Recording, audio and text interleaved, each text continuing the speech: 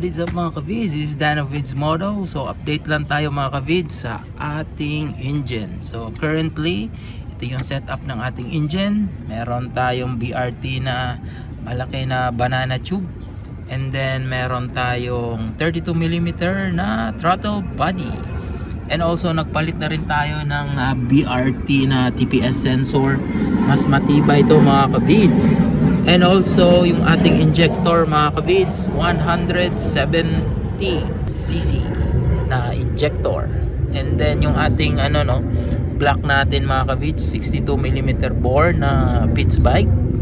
And then yung ating cams is stock lang mga kavids. And then yung ating spring is 5 turns na MTRT.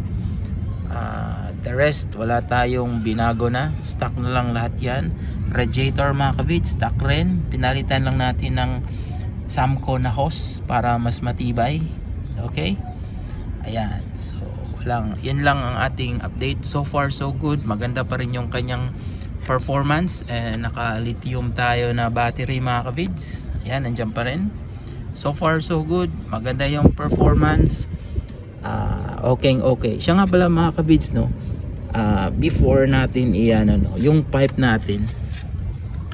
Yan, nagpalit tayo ng pipe mga kavids, pang 62mm na bore to mga kavids, yung kanyang diameter. And then hindi tayo nagpakalkal. And then yung tip natin mga kavids, malaki na rin. Pero hindi yan siya kalkal mga kavids. Okay. Alright, gawa ni Eds. Gawang Eds yan mga kavids. Nasaan na yun?